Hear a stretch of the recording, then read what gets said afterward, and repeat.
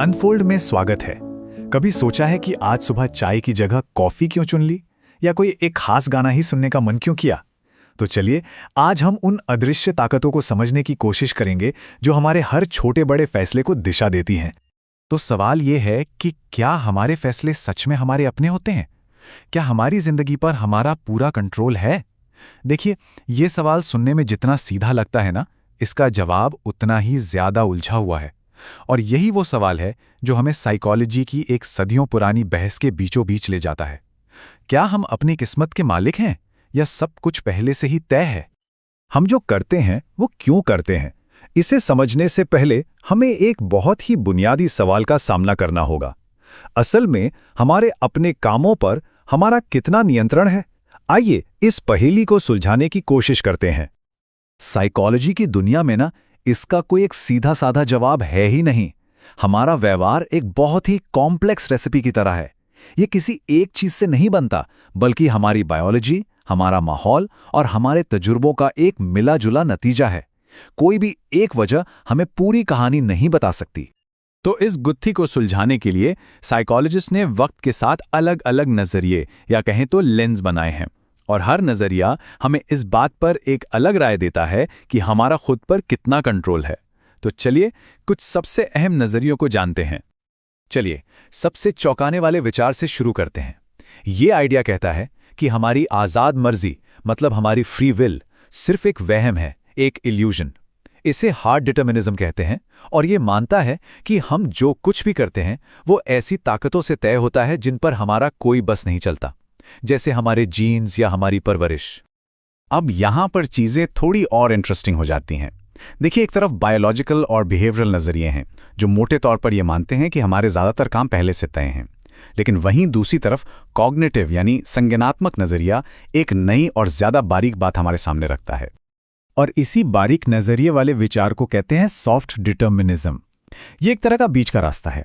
ये कहता है कि हाँ, हमारी पसंद हमारी बायोलॉजी और माहौल से प्रभावित होती है, लेकिन हमारे विचार और हम जानकारी को कैसे प्रोसेस करते हैं ये भी बहुत ज़्यादा मायने रखता है। मतलब हम सिर्फ कठपुतलियां नहीं हैं, हमारे सोचने का तरीका भी एक अहम रोल निभाता है।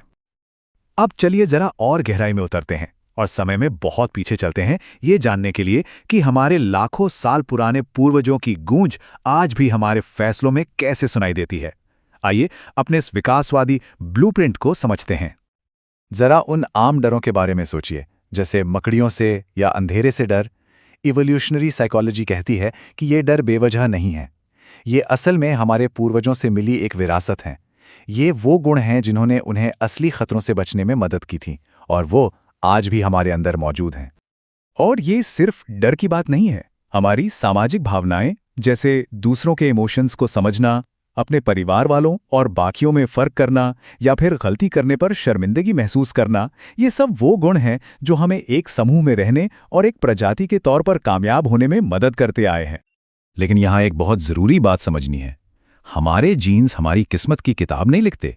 उन्हें एक आर्किटेक्ट के बनाए नक्शे या ब्लूप्रिंट की तरह समझिए, और हमारा माहौल यानी हमारे जीवन के अनुभव वो कंस्ट्रक्शन टीम है जो तय करती है कि उस नक्शे से इमारत आखिर बनेगी कैसी। दोनों का मेल ही असली कहानी कहता है। और इस समझ ने ना हमारी सोच को बिल्कुल बदल कर रख दिया है। देखिए, पहले हम मानते थे कि कुछ जीन्स कमजोरी पे बीज की तरह होते हैं, जो सिर्फ बुरी मिट्टी यानी नेगेटिव माहौल में ही पनपते हैं। लेकिन अब हम समझते हैं कि वही जीन्स ऑर्किड के बीज की तरह हो सकते हैं, बहुत नाजुक, जो अच्छे माहौल में शानदार तरीके से खिल सकते हैं, लेकिन बुरे माहौल में जल्दी मुरझा भी जाते हैं। तो ठीक है, ये सारी थ्योरी तो बहुत दिलचस्प है, पर इसका असल दुनिया में क्या काम, क्या फायदा? हम इस जानकारी का इस्तेमाल अपनी और दूसरों की जिंदगी में कोई ठोस बदलाव लाने के लिए कैसे कर सकते हैं? चलिए अब थ्योरी से प्रैक्टिस की ओर बढ़ते हैं। अच्छा, अगर व्यक्तिगत स्तर पर देखें तो इन आइडियाज में जबरदस्त ताकत है। फोबिया के इलाज को ही ले लीजिए।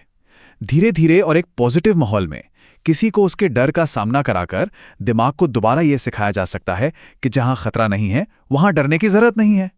ये एक साफ उदाहरण है कि कैसे माहौल बदलकर व्यवहार बदला जा सकता है। और ये चीजें सिर्फ थेरेपिस्ट के क्लिनिक तक ही सीमित नहीं हैं।